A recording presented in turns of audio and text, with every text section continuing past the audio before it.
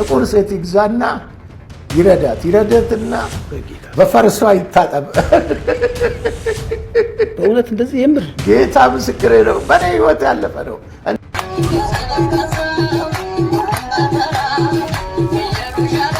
አሁን በተሰማ መረጃ የኢትዮጵያ ህገ መንግስት የሚጻፈው በህዝብ ድምጽ ነው ሲሉ ጠቅላይ ሚኒስትሩ ተናግረዋል። የኢትዮጵያ ህገ መንግስት የሚጻፈው በእያንዳንዱ ኢትዮጵያዊ በድምጽ ይሰራል። የአርሲ መኪና ቤተክርስቲያን ነጥለው አወደዋ መኖሪያ ቤቴ ተቃጠሉት። ይሄን ነበር ዕለቱ። ከቅዳሴ ሲመለስ አመር ነው ያገኘው። ክርስቲያን እየተመረጠ እየታረደ ነው። አካባቢው ክርስቲያኖች ትጥቅ እንዲፈቱ የተደረገው በተቀናጀ መንገድ ነው። 6 ዙር ትጥቅ እንዲፈቱ ከተደረገ በኋላ ትጥቅ መፍታታቸው ሲረጋገጥ ለታጣቂዎቹ ተላልፎ መረጃው ተሰጣቸው። አረምነት ዕለት እየተገደልን ነው። በክርስትናችን በሃይማኖታችን የሰው ልጅ ሁሉ ስለምን በግፍ ይሞታል?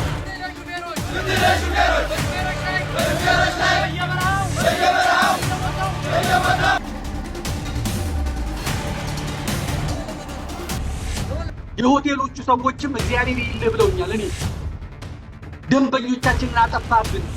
ውስኪ ገልባጮቹን፣ ቢራ ገልባጮቹን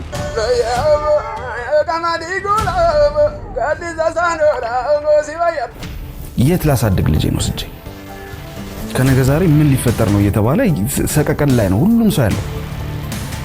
ኑሮ መሮታል።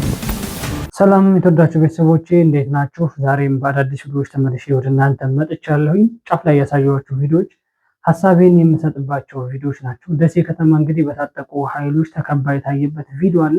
ይህ ቪዲዮ ምንድነው? እኔም ሐሳቤን የምሰጥ ነው የሚሆነው። የምታውቁ ሰዎች ካላችሁ ደግሞ ከስር ኮሜንት ላይ እንግዲህ ሐሳባችሁን ትገልጻላችሁ ወይንም እንደዚህ ነው ብላችሁ ታጋሩናላችሁ ብዬ አስባለሁ። ደሴ ከተማ ላይ ምንድነው የተፈጠረው የሚለውን ነገር የምናይ ነው የሚሆነው።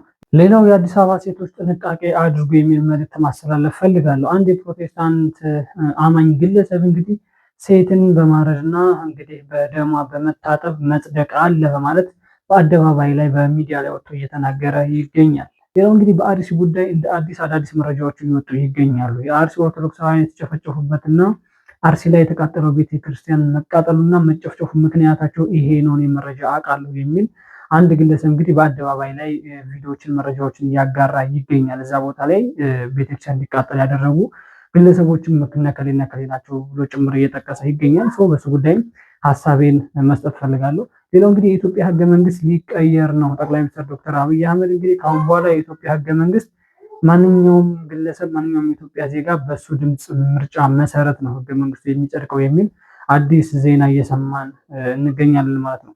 በዚህ በአርሲ ግድያ ዙሪያ በነገራችን ላይ ብፁዕ አባታችን አቡነ ናትናኤል በጣም ድንቅ የሆነ መልእክታቸውን በመድረክ ላይ አስተላልፏል። ምንድን ነው ያሉት የሚለውን ነገር አብረን እንመለከታለን። ከትናንት ወዲያ እንግዲህ ከኢትዮጵያ ውጭ አንድ 8 ዓመት ያክል ያገለገለ የኢትዮጵያ ኦርቶዶክስ ተዋሕዶ ቤተክርስቲያን እንደተቃጠለ እንዲሁም የብፁዕ አባታችን የአቡነ ናትናኤል ሀገረ ስብከት ነበረ። በሱ ጉዳይም እንግዲህ ብፁዕ አባታችን የማስተዛዘኛቸውን ሰጥተዋል ማለት ነው። ሌሎች ቪዲዮዎችም አሉ። ዘመዴም እንደዚሁ ጉድ አውጥቷል። ያወጣው ጉድ ምንድነው? መነኮሳቶች ከሆቴል ሲቀሩ ጠላታችን ዘመዴ ነው በማለት የሆቴል ባለቤቶች እንግዲህ ዘመዴ ላይ ምሬታቸውን እየገለጹ ይገኛሉ። በዚህ ጉዳይ መረጃውን ዘመዴ ራሱ ነው ያወጣው። ይህንንም የምንመለከት ይሆናል። ከእናንተ የሚጠበቀው ሚዲያውን ሰብስክራይብ፣ ቪዲዮዎችን ደግሞ ላይክ እና ሼር እያደረጋችሁ ለብዙ ሰዎች ማድረስ ነው። ሰብስክራይብ ለምንድን ነው የማታደርጉት? አሁን አድርጉ። ቤተሰቦቼ ወደ ዋናው ቪዲዮ ከመሄዳችን በፊት ወይንም በአንድ ሚዲያ ላይ ያገኘሁት ቪዲዮ አለ ማለት ነው። ይህ ምንድነው?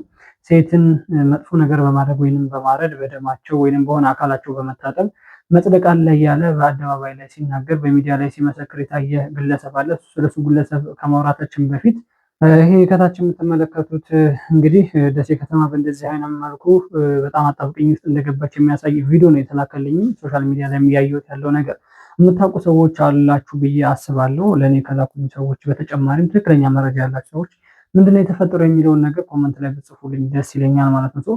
አማራ ክልል ደሴ ከተማ እንግዲህ በእንደዚህ በታጠቁ ኃይሎች ከተማው እንዳለ ተወሮ የታየበት ሁኔታ አለ። እነዚህ የታጠቁ ኃይሎች እንግዲህ ሰላም ለማስከበር ነው የመጡት ወይንስ ያንን ክልል ለመበጥበጥ ነው የመጡት የሚባል ነገር እስካሁን ምንም የታወቀ ነገር የለም። ግን የታጠቁ ኃይሎች ናቸው።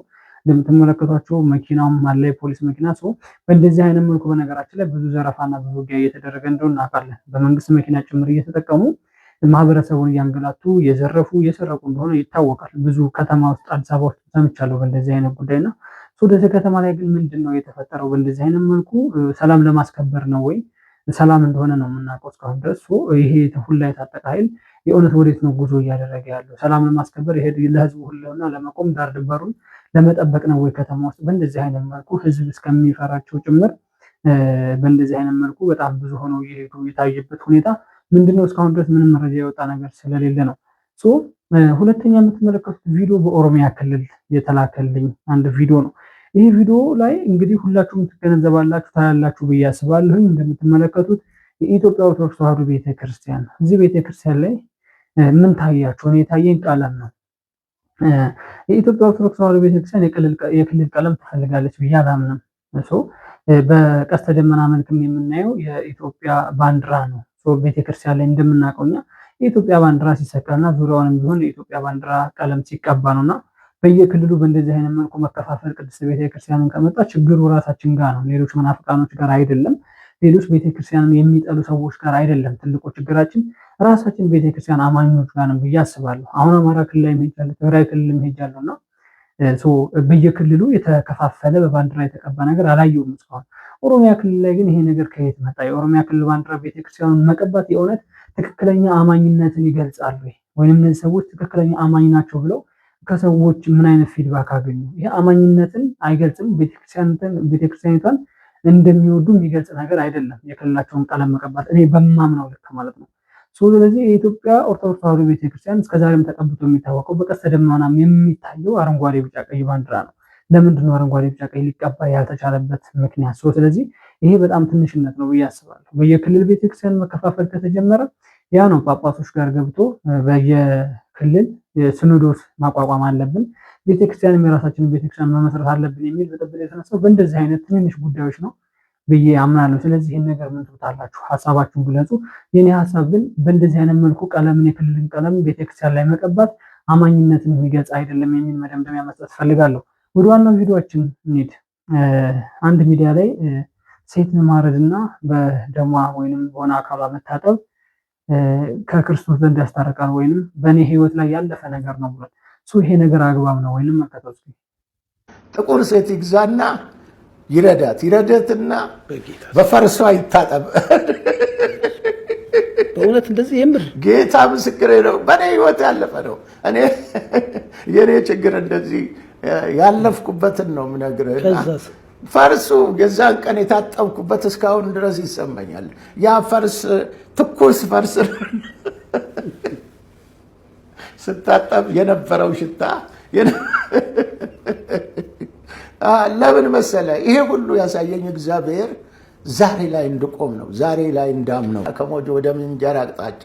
በነገራችን ላይ ይህንን ነገር ያመጣውላችሁ ወደ እናንተ ሰው መብቱን ሲጠይቅ መጠየቅ ያለበት፣ መብቱን ሲጠይቅ መታሰር ያለበት ግለሰብ የኦርቶዶክስ ነው ወይስ ይሄ አማኝ በአደባባይ ላይ ወጥቶ ሴትን አርዶ በሆነ ነገሯ መታጠብ ያጸድቃል ከክርስቶስ ያገናኛል ብሎ በአደባባይ ላይ ወንጀል የሚሰራ ሰው ነው። እንደምትመለከቱ እኔ በነገራችን ላይ የአዲስ አበባ ሴቶች ጥንቃቄ አድርጉ የሚል መልእክት ማስተላለፍ ፈልጋለሁ። ይሄ ሰውዬ እናንተ ስትሆኑ ኮመንት ላይ ብጽፉልኝ ደስ ይለኛል። በምን አይነት መንገድ መቀጣት አለበት? በእንደዚህ አይነት መልኩ በአደባባይ የድፍረት ወንድ ተሰምቶት ነው በአደባባይ ላይ እንደዚህ አይነት ነገር። እንግዲህ ከሰው ስነ ምግባር የማይጠበቅ ሰው ነው ተብሎ ከተፈጠረ ፍጥረት የማይጠበቅ ነገር አድርጎ በእንደዚህ አይነት መልኩ ካደረግህ ትጸድቃለህ፣ ካደረግህ በሽታ ትድናለህ፣ ካደረግህ ትፈወሳለህ ተብሎ እያለ እንደዚህ አይነት መልኩ በአደባባይ ላይ እየሰበከ ያለው ማለት ነው። ስለዚህ አሁን በአሁን ሰዓት ላይ ሰዎች የሚጠየቁና የማይጠየቁ ተለይቶ እየታወቀ አይደለም። በኢትዮጵያ ኦርቶዶክስ ተዋሕዶ ቤተክርስቲያን አትቃጠል፣ ህዝበ ምዕመኖቿ የማይገድሉ አይሞቱ ብሎ ድምፅ እያወጣ ያለ ወጣት፣ ድምፅ እያወጡ ያሉ አባቶች ጭምር እየተጠየቁ እየታሰሩ ነው።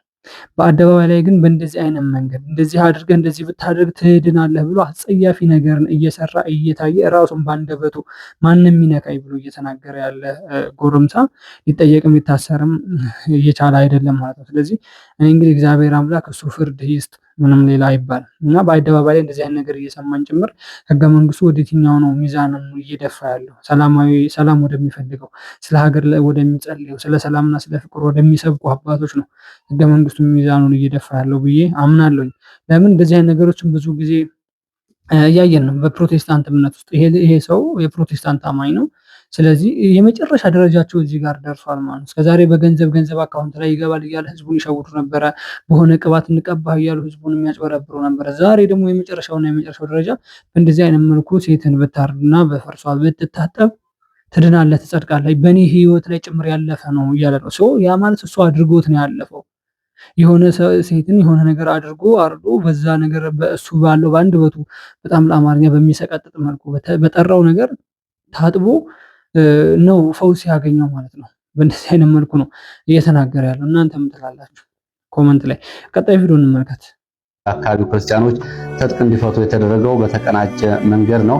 6 ዙር ትጥቅ እንዲፈቱ ከተደረገ በኋላ ትጥቅ መፍታታቸው ሲረጋገጥ ለታጣቂዎቹ ተላልፎ መረጃው ተሰጣቸው። ታጣቂዎቹ ተንቀሳቅሰው ጥቃት በሚከፍቱበት ጊዜ ደግሞ የአካባቢው ሚሊሻ፣ መከላከያ፣ ፌዴራል ፖሊስ እንዳይደርስ የአካባቢው የብልጽግና መዋቅር አካባቢው ላይ መረጃዎች እንዳይወጡ የተጠኑ ሰዓቶችን በካድሬዎች ከለላ የሚደረግላቸው የተዘጋጀ ጊዜና እቅድ እንዲዘጋጅ በማድረግ ጭፍጨፋዎች እየተፈጸሙ ነው።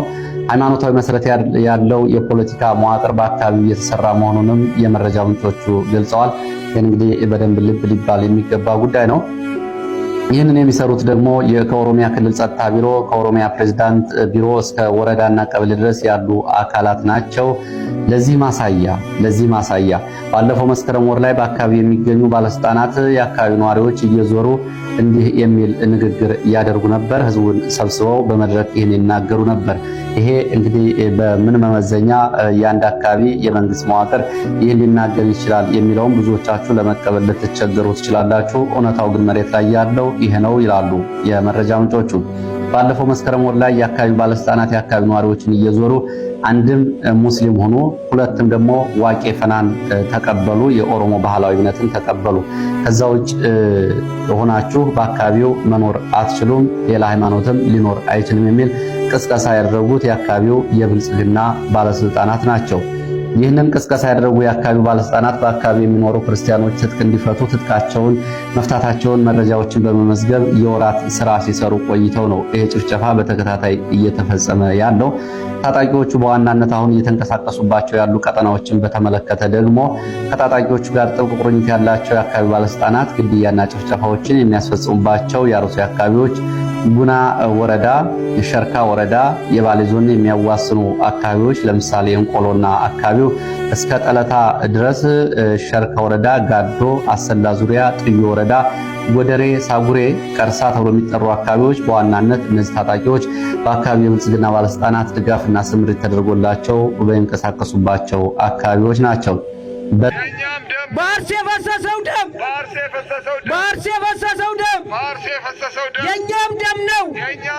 የእኛም ደም ነው። ለሞቱት ማን ይናገር? ለሞቱት ማን ይናገር? ለሞቱት ማን ይጩህ? ለሞቱት ማን ይጩህ? ዝም ብለሃል አንተ፣ ዝም ብለሃል አንተ። ወገን ሲገደል ዝም ብለሃል፣ ዝም ብለሃል። ንጹሃንን ገደሉ፣ ንጹሃንን ገደሉ፣ ንጹሃንን አረዱ፣ ንጹሃንን አረዱ። እኛስ ፍትህን እንጠይቃለን። ፍትህን ከእግዚአብሔር ዘንድ እንጠይቃለን። እውን እግዚአብሔር አይም፣ እውን እግዚአብሔር አይምን፣ እውን እግዚአብሔር አይምን። ያያል፣ ይፈርዳል፣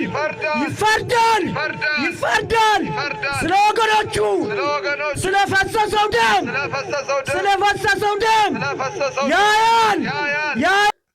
ይሄ ማለት የአርሲን ኦርቶዶክሳውያን ለመጨፍጨፍና ለማጽዳት ታቅዶ የነበረ አጀንዳ፣ ታቅዶ የነበረ ሴራ ተጠንስሶላቸው የነበረ ነው።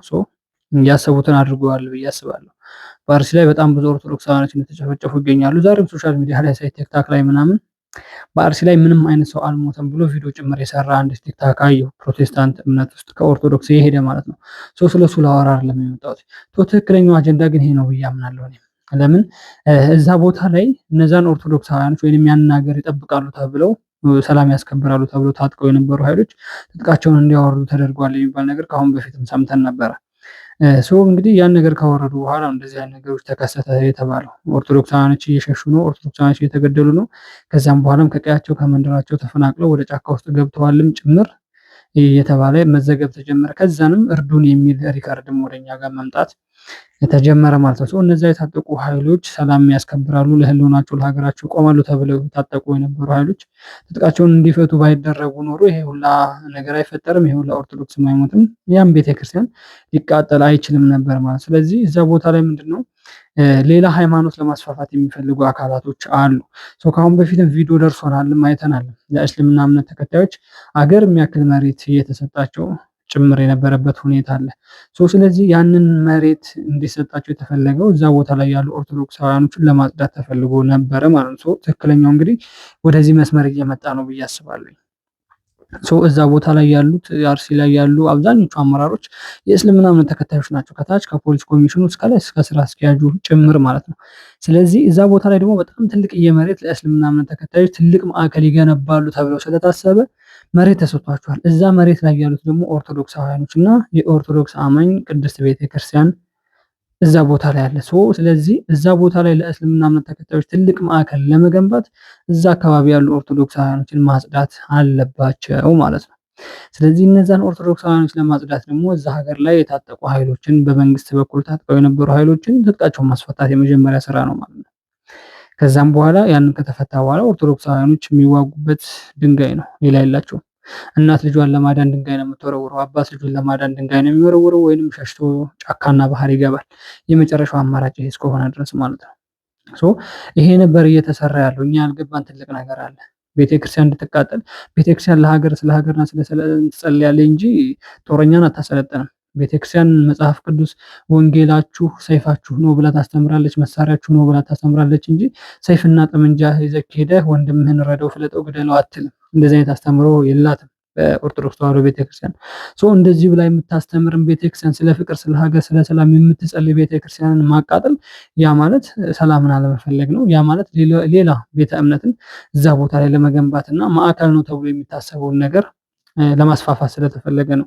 ትክክለኛው አጀንዳ በእንደዚህ አይነት መልኩ እየወጣ ይገኛል ማለት ነው። ሁለተኛ ላይ ያያችሁት ቪዲዮ እንግዲህ ከኢትዮጵያ ውጭ በካናዳ ካልጋሪ አርሲ ላይ የፈሰሰ ደም የኛም ደም ነው እያሉ ድምጻቸውን እያሰሙ ነው የሚገኙት። እዛ ሀገር ላይ እንግዲህ ከዚህ ተሰደው የሄዱ ኦርቶዶክሳውያንና ኢትዮጵያውያኖች ድምጻቸውን እያሰሙ ነው። ያ ምንድነው? ነፃነት ስላለ ነው። ያ ምንድነው? ሰላም ስላለ ነው። ያ ምንድነው? የፈለጋቸውን መናገር ስለሚችሉ ነው። በአሁን ሰዓት ግን መናገር ሳይሆን እረፉ፣ አትንኩን፣ እኛ ምንኑር እናንተም ኑሩ የሚለውን ቃል ራሱ የተናገረ በጣም ግፍና መከራ የደረሰበት እንደሆነ ይታወቃል። አሁንም ብቻ እግዚአብሔር አምላክ ለቅድስት ቤተክርስቲያንና ለኢትዮጵያ ይድረስላት የሚል መልእክት ማስተላለፍ ፈልጋለሁ። እስኪ ወደ ቀጣይ ቪዲዮ እንመልከት። እኔ የቤተክርስቲያን ቁጥጥር ኮሚቴ ነኝ። መኪና አለኝ፣ በመኪና እመላለስ ነበር። ያቺ መኪና የቤተክርስቲያን ነች ብለው አወደሟት። መኖሪያ ቤቴ አቃጠሉት። ሚካኤል ነበር ዕለቱ። ከቅዳሴ ሲመለስ አመድ ነው ያገኘው። ክርስቲያን እየተመረጠ እየታረደ ነው። ክርስቲያን እየተመረጠ ንብረቱ እየወደመ ነው። ይሄ ሁሉ የሚታየው ክርስቲያን በሙሉ ንብረቱ የወደመበት ነው። ማረፊያ አጥተው ነው። ስለ ሕይወት እንኳን እናገር ነበር፣ ብዙ ተናግሯል፣ አልናገረውም። ስለ ንብረት ግን ይሄ ሁሉ የምታዩት ንብረት የላቸውም። በየቤቱ ተጨፍጭፏል። ወደ 9 ቤት ጭራሽ አመድ ብቻ ነው ያለው። አሁን ሄደን ማየት እንችላለን። በጣም የሚገርመውና የሚደንቀው ነገር የቅድስት ቤተክርስቲያኗ ትጠቀምበታለች ብለው የሚያስቡትን ነገር ጭምር አንድ ባንድ ስለሚያውቁ ነው ያጠፉት። ይሄ የዚህ ወጣት መኪና እንግዲህ በዛ አርሲ ላይ አንድ ሚካኤል ቤተክርስቲያን አለ። እዛ ቤተክርስቲያን ላይ የተለያዩ ፕሮግራሞች ሲዘጋጁ፣ ጉባኤም ሲዘጋጅ፣ የተለያዩ መድረካዊ ፕሮግራሞች ሲዘጋጁ፣ ጳጳሶችም ሲመጡ ለሆነ ፕሮግራም መኪናዋን ይጠቀሙባታል። እንደ አገልግሎት ጭምር ማለት ነው። ሜቢ ስለዚህ ለዚህ እቺ መኪና ነች ለዚህ ቤተክርስቲያን አገልግሎት እየሰጠች ያለችው ብለው ነው ጭምር መኪናዋን ያቃጠሉበት እና በጣም የሚያምና በጣም የሚዘገን ነገር ነው። በነገራችን ላይ እንደዚህ አይነት ነገር ሰዎች የሚሰሩበትን ሰዎች የሚጠቀሙበትን ነገ ከነገ ወዲያ ራሱ ሌላ በዛ መኪና ሌላ ፍሬ እንዳያፈሩና ሌላ ነገር እንዳይሰሩበት ጭምር ዜሮና ባዶ መና መቅረት አለባቸው ተብሎ ታስቦ በእንደዚህ አይነት መልኩ የተሰራ ስራ ማለት ነው። በእንደዚህ አይነት ይህን ጉዳይ ስንመለከት አንድ አርቲስት በአንድ አደባባይ ላይ ወጥቶ እንደዚህ ብሎ ተናገረ። ኢቢኤስ ላይ ቀርቦ ነውና ልጄን ወዴት ይዤ ሂጅ ላሳድግ የሚል መልዕክት ሲያስተላልፍ አየሁትና እኔም በጣም ተሰማኝ በነገራችን ላይና እስኪ እንመለከተው። የት ላሳድግ ልጄን ወስጄ? ከነገ ዛሬ ምን ሊፈጠር ነው እየተባለ ሰቀቀን ላይ ነው ሁሉም ሰው ያለው። ኑሮ መሮታል ሁሉ። እሺ አሁን ምን አይነት ሙዚቃ ልስራ? የትኛውን ስሜት ልናገር? መደገፍ አልችልም፣ መቃወም አልችልም፣ ዝም ማለትም አልችልም። ወተን መስራት አንችልም፣ ኤክስፕሎር ማድረግ አንችልም። ሁላችንም ተፈራርተን የጎሪጥ እየተያየን ነው እየኖርን ያለው። እየተፈጠረ ያለው ነገር በጣም እያሳዘነኝ እያሳፈረኝም ነው። የኔ ጄኔሬሽን እየተበደለ ነው። ይሄ ጄኔሬሽን እየተበደለ ነው። የሚያዳምጥ ካለ ቢያዳምጥ መልካም ይመስለኛል። አሁን በዚህ ሰዓት ሁሉም በእድሜው ያደረጋቸው ነገሮች ናቸው ዛሬ ላሉበት ነገር ያደረሳቸው። ሁሉም በእድሜው ሰርቶ ሁሉም በእድሜው ለፍቶ በብርታቱ ዘመን የሰራውን ነገር ነው ዛሬ እያጨደ ያለው። ማንም ሰው ከዚህ በፊት የመሩትን ሰዎችም ፖለቲከኞችም አርቲስቶችም ማንም ሰው በእድሜያቸው ያደረጉትን ያውቃሉ። አሁን ይሄ ጄኔሬሽን የዚህ ጄኔሬሽን ታይም ነው፣ የነሱ ታይም አይደለም። የነሱን ታይም ጨርሰዋል። በእድሜያችን ባይቀልዱብን ደስ ይለኝ። መተው ነው የምንፈልገው እኛ፣ ማለፍ ነው የምንፈልገው እኛ፣ ወደፊት መራመድ ነው የምንፈልገው እኛ። አጉሌ ፖለቲካ ጥቅም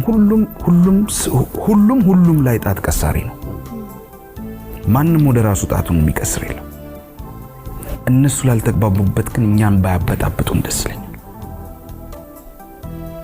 እቺ ሀገር ናት ያለችን ሀገር፣ ሌላ ሀገር የለንም። እነሱም ልጆች አሏቸው። የደሃ እናት የሌላ እናት ልጅ የላትም። የሷ ልጅ አይደለም።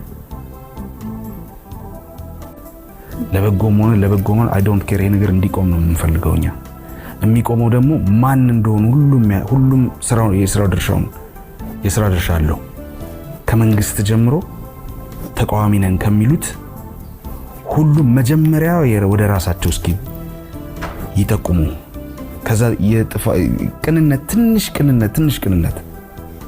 ትንሽ ቢኖር ኖሮ ይሄ ሁሉ ነገር በጣም በትንሽ ነገር ሶልቭ የሚደረግ ነገር ነበረ። እኔ ኢትዮጵያዊ ነኝ። የዚህን ትውልድ እድሜም አትጨርሱ።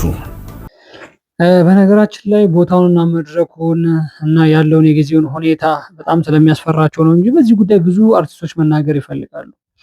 ብዙ አርቲስቶች ነፃነታቸውን ያላገኙ አሉ። ብዙ አርቲስቶች ዘፈናቸውን ሰርተው ያስቀመጡ ልጃቸው ላይ አፍነው የያዙ አርቲስቶች አሉ። አርቲስት ሀሳቡን የሚገልጸው በዘፈን ነው። ቁጭ ብሎ ሚዲያ ላይ ላይሆን ይችላል። ይህ አርቲስት ግን በጣም የተመቸ ነገር ድፍረቱ ነው። ልጄን ቤት ሄጄ ላሳድግ። እውነት ነው፣ በጣም ጊዜው በጣም እያስከፋ ስለሆነ ልጅ ከቤት ወጥቶ የሚመለስበት ጊዜ ላይ አይደለም ያለው። አርቲስቶች በየትኛው መንገድና በየትኛው ሁኔታ ሀሳባቸውን በነፃነት ይግለጹ። እናስታውሳለን ከ2 ወር በፊት ቴዲ አፍሮ ኢትዮሪካ የተሰኘ አልበም የሰራ ጊዜ ስንት ጫጫታ እንደተፈጠረ፣ ስንት ሰው እንደታሰረ፣ ኢቭን ስልክ ላይ ለምን እንደዚህ አይነት ሙዚቃ ተገኘ ተብሎ ጭምር እንደዚህ አይነት ስራዎች እየተሰራ እንደነበረ ማለት ነው። ሜቢ ስለዚህ አርቲስቶች ሀሳባቸውን በዘፈናቸው ነው። አርቲስቶች ሀሳባቸውን በፊልማቸው ነው። አርቲስቶች ሀሳባቸውን በአርት ስራቸው ነው የሚገልጹት። የአርት ስራቸው እየተከለከሉ አርት ስራቸው እንዳይወጣ እንዳይሰሩ እየተደረገ ከሆነ ምን ሰርተው ይኖራሉ? ምን ሰርተው ልጆቻቸውን ሊያሳድጉ ይችላሉ? ማንኛውም ሰው ልጅ አለው። ጠቅላይ ሚኒስትሩ ልጅ አለው። አዎ፣ ከንቲባው ልጅ አለው። አዎ፣ የሆነ ባለስልጣን ልጅ አለው። አዎ፣ የነሱ ልጆች ልጅ አይደሉም ወይ? እዚህ በጦርነትም በአንድም በሌላ መንገድ ምክንያት ግን እያለቀ ያለው የድሃው ልጅ እንደሆነ ይታወቃል። ሜቢ ይሄ ነገር እስከ መቼ ነው? በነገራችን ላይ በጣም ብዙ ሰው መናገር የሚፈልገው በጣም ብዙ የቆሰለበት ነገር አለ። በጣም ብዙ የነቆረበት ነገር አለ። በጣም ብዙ ሰው ሀሳቡን መግለጽ ይፈልጋል። ቦታውንና ጊዜውን መድረኩን ነው ያጣው። ሚዲያውን ነው ያጣው። ማንኛውም ሰው ከዚህ ሀገር ሄዶ ሌላ ሀገር እኮ መኖር ይመኛል። ለምን? ነፃነት ስላለ። ነፃነት የለም ተብሎ ስለሚታሰብ እዚህ የሆነ ቦታ ሲንቀሳቀሱ ፖሊስ ምናምን ካየ ወይ የሆነ ሲቪል የለበሰ አካል ካየ ይሄ ደግሞ ምን ሊያደርገኝ ይሆን ምን ሊጠይቀኝ ይሆን መሸማቀቅ እናንተን በጣም ብዙ እንደሆነ ይታወቃል። ሜቢ ስለዚህ ይሄ ነገር እስከ መቼ ነው? በአንደበታቸው አውጥተው ራሱ አረ እንደዚህ ነገር እየተቸገረ ነው ብሎ የተናገረው ግለሰብ ለምን ትናገራለህ ተብሎ ይጠየቃል። አረ እባካችሁ ተውና አትግደሉን ያለ ኦርቶዶክስ ለምን ትላለህ? ስትሞትም ዝም ማለት አለበት የሚል ነገር ነው እያየን ያለ ነው። ነገራችን ላይ ብፁዕ አባታችን አቡነ አብርሃም እንደዚህ የሚል መልእክት አስተላለፉ በመድረክ ላይ ከትላንት ወዲያም በሚኒሶታ እንግዲህ አንድ ቅድስት ቤተክርስቲያን ተቃጥሎ ነበረ። በመድረክ ላይ እንደዚህ ሲሉ መልእክታቸውን አስተላለፉ። ሜቢ እንመልከታቸው እስኪ። እምነት ዕለት እየተገደልን ነው። በክርስትናችን በሃይማኖታችን የሰው ልጅ ሁሉ ስለምን በግፍ ይሞታል? ስለምን በግፍ ይገደላል? ይህ በሀገራችን እየታየ ነው። መቼ ነው የሚቆመው? የሰው ልጆች ደም በከንቱ መፍሰስ መቆም አለበት። ይሄ ፖለቲካም አይደለም። ሰላም መሻት፣ እረፍት መፈለግ፣ አንሙት ማለት ፖለቲካ ሳይሆን ሰብአዊነት ነው። ሰው መሆን ነው። በምስራቅ በምዕራብ በሰሜን በደቡብ የምንሰማው ጆሮን ጭው የሚያደርግ የሚያስጨንቅ፣ የሚያሰቅቅ፣ የሚያሳስብ እስከ መቼ ድረስ ነው? እንግዲህ በትላንትናው ዕለት ይህን ከታች የምትመለከቱትን ይመስላል። በሚኒሶታ ከኢትዮጵያ ውጭ ማለት ነው ለ8 ዓመት ያክል ያገለግሉበት ቅዱስ ገብርኤል ቤተክርስቲያን በእሳት አደጋ ምክንያት እንደተቃጠለ መረጃዎችን ወጥተዋል። ብፁዕ አባታችን አቡነ ናትናኤልም መልእክታቸውን አስተላልፈዋል በድረገጽ ማለት ነው። ብፁዕ አባታችን እንግዲህ ሁሌ እንደተናገሩ ነው በግድያ ዙሪያ በተለይ ምን አድርገን ነው ምን አጥፍተን ነው ብለው ጭምር ልመና ጭምር ነው እየተናገሩ ያሉት። እንደ ልመናም እንደ ለቅሶም እያደረጉ ነው እየተናገሩ ያሉት። ማለት ምን አጥፍተን ነው ለምንድን ነው እንዳንኖር እየተፈቀደልን ያለው የሚል መልእክታቸውን ሁሌ እያስተላለፉ ይገኛሉ። ለዚህ እንግዲህ እግዚአብሔር አምላክ ልጁን ጣልቃ ያስገባ እላለሁኝ። ወደ ቀጣይ ቪዲዮ ልውሰዳችሁ እስኪ። ዘመዴ ከመነኮሳት ጋር ምንድነው ሊያጣላ የቻለበት ምክንያት የሚለውን ነገር ከዘመዴ አንደበት እንስማ። የሆቴሎቹ ሰዎችም እግዚአብሔር ይል ብለውኛል። እኔ ደንበኞቻችንን አጠፋብን፣ ውስኪ ገልባጮቹን፣ ቢራ ገልባጮቹን መነኩሴዎቹ አጠፋብን፣ በርሜሎቹን አጠፋብን። ግብር ቀረጥ የምንከፍለው በእነሱ ነበር። የቤት ኪራይ የምንከፍለው በእነሱ ነበር። እነዚህ ሙዳየ ምጽዋት ዘርፈው የስለት ገንዘብ ዘርፈው የሚሉትን ዘረፍክብናል። ይቀመጣሉ፣ ይበላል። ዛሬ ማን ተራ ነው? የአባ ተስፋ ማርያም ነው። አባ ይመጣል፣ ይጠጣል፣ ይበላል፣ ውስኪውን ይላል ምናምን። ስንት ይመጣል? 82,000 ብር። እሺ ወይ እንግዲህ ጣሊያን ማናት ያለችው? አስካለ ማርያም ነሽ። አስካለ ማርያም ልጄ እንደት ነሽ? ደህና ነሽ ወይ? አንቺ ብሩክ፣ አንቺ ቅድስት። አይ እንዴት ነው ኮዶ ሃይማኖት ሰጪ አስካለ ማርያም እዛ ያለችው ምናልባትም ከቦይፍሬንዳ ከዚህ ከእንትኗ ጋር ተኝታ ሊሆን ይችላል። እዛው ሆቴል ነው ያለችው ወይም ቡና ቤት ነው ያለችው። ግን አባ ከዛ ይደውላል። አስካለ ማርያም አቤት፣ አንቺ እኮ እንደው ግን አባ ምን ግርጣሉት አይደለም። አንዲት እመቤታችን አለች እዚህ ተው መጎናጸፊያ ምናምን እንኳን ሳት እንዴት እናድርግ ብለን በጣም ተጨንቀን ምናምን እናት ካለዋ ምናምን። አዎ እስቲ ስንት ትቼ የሆነ ምናምን ያሉኝን አባ እስቲ ቆይ ሌሎቹም ጋር ሄዳለሁ 50,000 ብር ትልኪያለሽ? እሺ አባቴ እሺ። አሁን ነው እዚህ ሀገር ቤት ካለ ላኪልኝ። አባቶች ናቸው መጥተዋል። በእውነት ደክመው ነው የመጡት፣ ገዳም ነው የመጡት። ለእነሱ ብዬ ነው አሁን እንዲያስተላልፉ ትደውል። አስካለ ማርያም እቴቴ ደህና ነሽ? እንደምንሽ? አቤት። በቃ በዚህ ባንክ ቁጥር አባት ናቸው አስተላልፊላቸው 40,000 ብር። እሺ። አሁን ዘበሰማያት እግዚአብሔር ይቀበል። ይዘጋል። 40 ስንት ቀረ ይላል። 82,000 ከምናምን ነው የመጣው። 40,000 ተገኝቷል። ቆይ ደግሞ አሜሪካ ሄሎ ወለተ ስላሴ እንደው በዚህ ሰዓት አገኝሻለሁ አላልኩ ነበር። በእውነት ቅዱሳን ጻድቃን ሳይከታተሉ ነው የሚገናኙት። እንደምን ነሽ እህታችን? አቤት ያንቺ ነገር። እሷንም ከዛ ቻለ ዳይዘ የአስካለ ማርያም ወለተ ስላሴ። በሚቀጥለው ቀን ደግሞ የአባ ገብረ ኪዳን እንትኑ ማለት ነው። እነሱ ይበላሉ፣ ይጠጣሉ፣ ይዘርፋሉ። በነገራችን ላይ እንደዚህ ሊናገር የቻለበት የራሱ የሆነ ፐርሰናል ነገር ስላለው ነው። ዘመዴ ለቅድስት ቤተክርስቲያን ይቆረቆራል፣ ዘመዴ ለቅድስት ቤተክርስቲያን አንገቱን ይሰጣል፣ በጥፍሩም ቆሞ ነው የሚከራከረው ስለ ቅድስት ቤተክርስቲያን ማለት ነው። እንደምናስታውሰው ለዋልድባ ገዳም እኮ በሚሊዮን እኮ ነው የሰበሰበው በላይቭ ዘመዴ። ግን እዛ ዋልድባ ገዳም ያሉ ለመነኮሳቶች ጥቅም እንዲውል እንዳይርባቸው፣ እንዳይጠማቸው፣ ገዳሙ ባዶ እንዳይቀር ነው ያን ሁላ ነገር ያደረገው።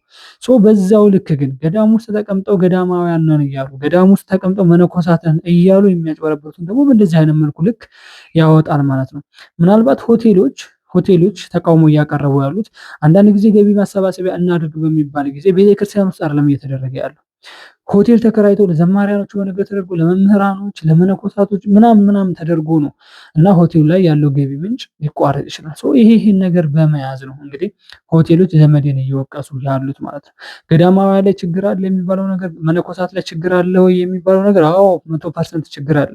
እያየኑ ነው። ዋልድባ ላይ የተፈጠረው ነገር ከወር በፊት እሸቱ ለነሱ መልካም በሰራ ስሙን ኢቭን ዘቅዝቀን መቋሚያ ዘቅዝቀን እንጸልይበታለን ይሞታል ብሎ ከአንደበታቸው ከመነኮሳት አንደበት የማይወጣ አማርኛ ጭምር ሲወጣም የሚያጸይፍ እነሱ ልጆቻቸውን እግራቸው ስር አንበርክከው መገሰጥና መኮርኮም ሲችሉ እነሱ ግን መቋሚያ ዘቅዝቀን እንጸልይበታለን ከመሞቱ በፊት ቪዲዮውን ያጥፋ የሚል መልእክት እስከ ማስተላለፍ የደረሱ ሰዎች አሉ፣ መነኮሳቶች አሉ። አንዳንድ ጊዜ ለመነኮሳትም ጥሩ ነገር መስራት እኔ ጥሩ ነው አይደለም የሚለው ነገር ራሱ በጣም ያጠራጥረኛል።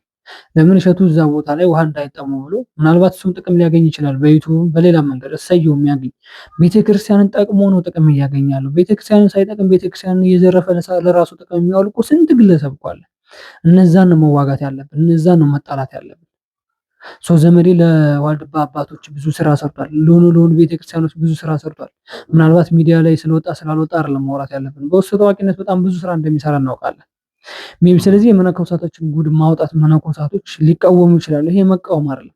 እንጸልይበታለን፣ መቋሚያ እንዘቀዝቃለን። ይሄ ነገር ያስኬዳል ብዬ እግዚአብሔር አምላክ ነው የሚወስነው። ማንም ጸልይ ማንም ተቀባይነቱ ወደ እግዚአብሔር ነው ብዬ አምናለሁ። ወደ ቀጣይ ቪዲዮ ልውሰዳችሁ። ቀጣይ ቪዲዮ በሾፌሮች ላይ እየደረሰ ያለው ነገር ምንድነው የሚለው ነገር እንመልከትና ዶክተር አብይ ምንድነው ያለው ብለን የሱን ቪዲዮ እንሰማማና ቪዲዮአችን እንጨርሳለን። እንመልከት ቪዲዮ።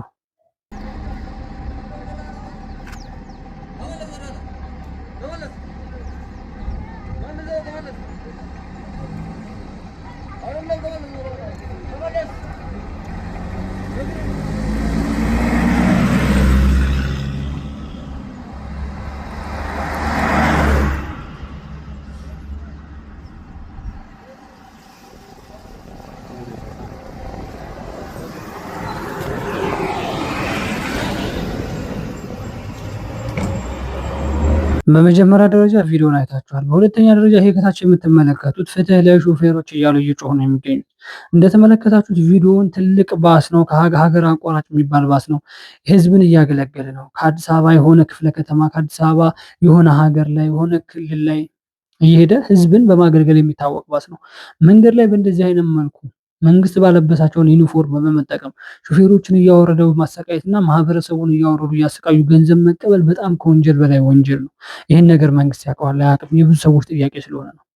ይህን የሚያክል ባስ እስከዛሬ ድረስ በእንደዚህ አይነት መልኩ ታግቷል የማይባል ታግቶም የማይታወቅ ባስ ኢቭን ትራፊክ ራሱ መንገድ ላይ አውርዶ አስቆሞ ጠይቆት የማያውቀውን ባስ መንገድ ላይ አስቆሞ ዩኒፎርም ለብሰናል፣ ግን እኛ የመንግስት አባሎች ነን፣ እኛ የመንግስት አካላቶች ነን፣ አንተ መፈተሽና ማንገላታት እንችላለን የሚል ደረታቸው ላይ በመያዝ እኛ መንግስት ይህን ዩኒፎርም ስላለበሰን እናንተን እንደፈለጋችሁ ማድረግ እንችላለን የሚል ሞራል የተሰማቸው ግለሰቦች ናቸው እንደዚህ አይነት ነገር ሾፌሮችን እያሰቃዩ መኪናዎችን እያስቆሙ ሰዓታቸውን እየገደሉባቸው እየበሉባቸው እያገቷቸው ገንዘብ እየተቀበሏቸው ያሉት ማለት ነው። ይህን ነገር መንግስት ምን ይላል? መፍትሄ እናገኛለን ብዬ አስባለሁኝ። እንግዲህ ህገ መንግስቱ ሊቀየር ነው። አዳዲስ መረጃዎች እየወጡ ይገኛሉ። ጠቅላይ ሚኒስትር ዶክተር አብይ አህመድ ነው ይህን መልእክት ያስተላለፉት ማለት ነው። እነስማቸው። አሁን በተሰማ መረጃ የኢትዮጵያ ህገ መንግስት የሚጻፈው በህዝብ ድምፅ ነው ሲሉ ጠቅላይ ሚኒስትሩ ተናግረዋል።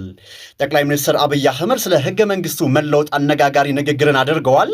እናውቅልሃለን የሚሉ ሰዎች በአዳራሹ ተሰብስበው ህገ መንግስት የሚጽፉበት ዘመን ማብቃቱን የጠቆሙት ጠቅላይ ሚኒስትሩ ሀሳባችንን ለህዝብ እናቀርባለን፣ ህዝብ በወሰነው እንገዛለንም ብለዋል። ይህ ማለት ህገ መንግስቱን ለመቀየር የህዝብ ውሳኔ ወይንም ሪፈረንደም ሊካሄድ ይችላል ማለት ነውን? የእናንተ ድምፅ ምንድን ነው? ህገ መንግስቱ ሊቀየር ይገባል ወይስ አይገባም? ሀሳባችሁን በኮመንት ላይ አጋሩኝ። አዲስ ከሆናችሁ ደግሞ ፎሎ ማድረግ እንዳይዘነጋ። አንዳንድ አፍሪካ ሀገራት እንደሆነው እናውቅልሃለን የሚሉ ሰዎች በአንድ አዳራሽ ውስጥ ገብተው የኢትዮጵያን ህገ መንግስት ከእንግዲህ በኋላ አይጽፉትም። የኢትዮጵያ ህገ መንግስት የሚጻፈው በእያንዳንዱ ኢትዮጵያዊ በድምፅ ውሳኔ ነው። እኛም አንችልም፣ እነሱም አይችሉም፣ እነሱም አይችሉም። ሐሳባችንን ለህዝብ እናቀርባለን። ህዝባችን በወሰነው ውሳኔ ሁላችንም እንገዛለን። ቤተሰቦቼ መጨረሻው ቪዲዮ ይሄን ይመስላል። እንግዲህ ህገ መንግስት ሊቀየር እንደሆነ አዳዲስ መረጃዎች እየወጡ ነው የሚገኘው። ሰው የህዝቡ ጥያቄና መልስ የሆነው ግን ባለው ህገ መንግስት ራሱ በስርዓት እየተመራን አይደለም። ሰብአዊ መብታችን እየተጠበቀ አይደለም። ዲሞክራሲያዊ መብታችንም እየተከበረልን አይደለም። ከዛም አልፎ ተርፎ ግን ሰብአዊ መብታችን ከመጠበቁም አልፎ እየተገፈፈ ነው የሚል የብዙ ሰዎች ጥያቄ ኮመንት ላይም ጭምር አይቻለሁ። እያየን እየሰማ ነው ያለ ነገር ስለሆነ የህገ መንግስት መቀየር የዜጎችን ነፍስ ያድናል ብዬ አላስብም። የህገ መንግስት መቀየር ጦርነቱን ያበርዳል ብዬ አላስብም። የህገ መንግስት መቀየር የኦርቶዶክሳውያንና የቅድስት ቤተክርስቲያን እንዲሁም የመስጊድን መቃጠል ያስቆማል ብዬ አላስብም። የሚያስቆመው ነገር መተሳሰብና መረዳዳቱ ሰው ትኩረት ሰጥቶ የታወቁ ወይም ያልታወቁ ወይም በታጠቁ ኃይሎች ነው እንደዚህ አይነት ነገር የሆነው። ቤተክርስቲያን የፈረሰው መስጊድ የተቃጠለው በታጠቁ ነገር ግን ባልታወቁ ኃይሎች ነው የሚለውን ነገር ማሻሻል ብቻ ነው። እነዚህን ኃይሎች እናጠፋለን ብሎ ቃል መግባት ነው እንጂ ህገ መንግስት ማሻሻል የተቃጠለ ቤተክርስቲያን አይሰራም፣ የሞተ ሰው ነፍስ አያድንም፣ ሰላምም ያመጣል ብዬ አላስብም። ሰላም የሚያመጣው የታጠቁ ያልታወቁ ኃይሎች የሚባሉት እነዛን ኃይሎች በምን አይነት መንገድ እናጽዳ፣ በምን አይነት መንገድ ለሀገሪቷ ሰላም እንዲሰፍን ሰላም እንዲመለስ እናድርግ የሚለውን ነገር በመመካከር ይመስለኛል። ይሄ በራሴ ማለት ነው። የዛሬው ቪዲዮም ይሄን ይመስላል። እንግዲህ ቀጣይ ደግሞ በአዳዲስ መረጃዎች በአዳዲስ ቪዲዮዎች ተመልሰን የምንገናኝ ነው የሚሆነው። እስከ ቀጣይ ድረስ ይህን ሚዲያ ሰብስክራይብ አድርጉ። ቪዲዮችን ደግሞ ላይክ እና ሼር ያደረጋችሁ ለብዙ ሰዎች አድርሱልኝ።